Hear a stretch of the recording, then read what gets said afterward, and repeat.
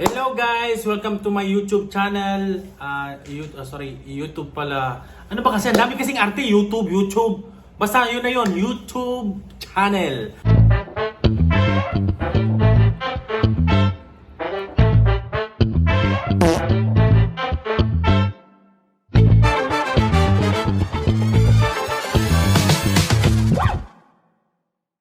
So bago tayo magsimula, baka naman pa-click ng subscribe at saka bell button para naman ma-notify kayo kung may mga bagong video. So yun nga pala no, ang pag-uusapan natin yung madami kang subscribers like 10,000 tapos may 20,000 followers tayo pero 100 lang yung viewer. Tapos yung nagkakaroon ka lang ng 200, 300 views. So, dalawa lang yung dahilan dyan guys, no?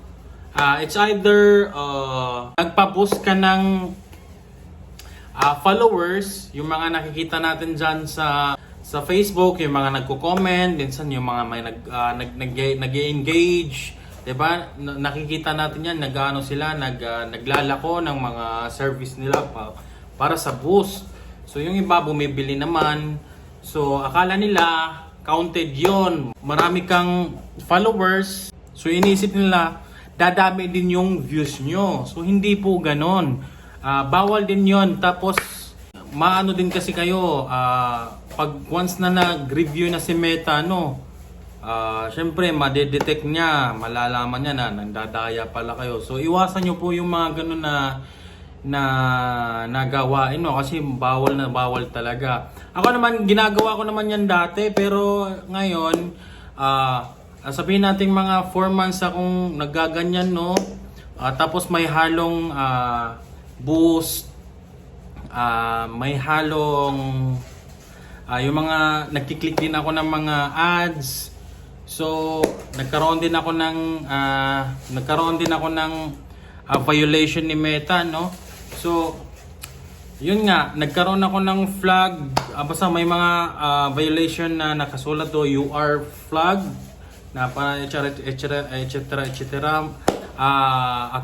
Regarding yun sa monetization policy. So, mahirap yun guys pag ganun yung natanggap nyo.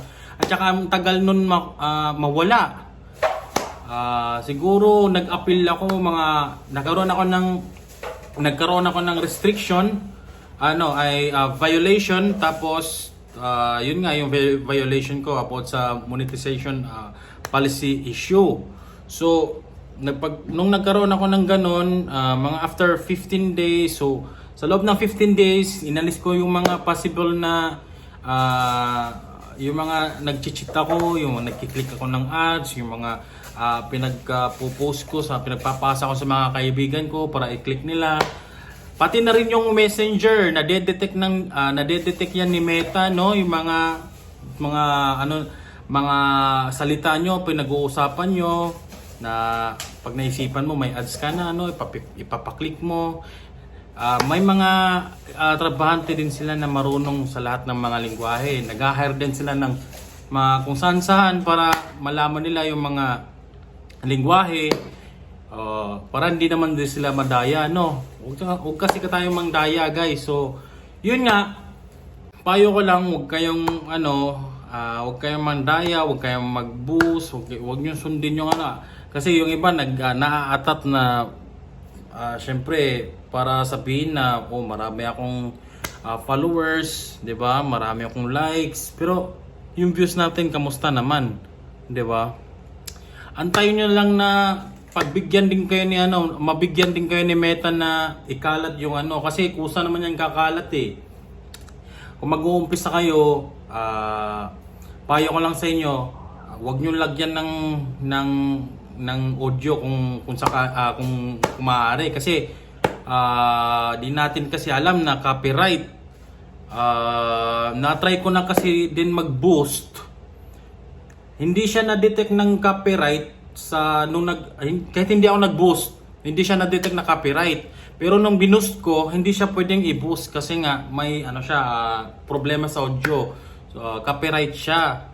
So minsan hindi po natin na Hindi po natin masasabi na hindi copyright yung audio kasi walang sign or notification na copyright yung ginamit mo na audio. So para sa mga bago dyan, na-try ko din, ipapakita ko mamaya kung may mga mag-comment man dito, ipapakita ko sa inyo. Isa-shoutout ko din kayo kung paano po nag-work yung bagong page ko na ginawa na puro organic lang yung ginagawa ko. 2 followers lang po. Nag-post ako ng mga 3 video lang. Sa unang dalawang video ko, nagkaroon siya ng 4 or 12 views. So nakapagtataka kasi nga dalawa lang yung followers ko pero may views ako na 12. Hindi ko siya inuulit or nire-replay kasi wala namang replay doon na record. So yun nga, 12. So hanggang sa mapapansin ka ni na consistent ka lang nag-upload ng video. So may mga engagement ka din. So kailangan din yung ay engageable din yung video na gagawin nyo kahit walang audio kasi nga para naman yung mga tao masabi nila na yung parang yung parang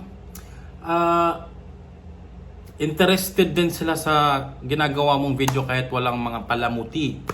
So yun lang yung gagawin nyo. Huwag nyo lang munang lagyan ng audio kung maaari para kasi ngayon may video din ako na nung mga 4 video naka-apat ako or 5 may 500 siya. So yun nga, kinakalat nga siya kahit bago yung Facebook page nyo. Papakita ko sa inyo mamaya So yun lang muna guys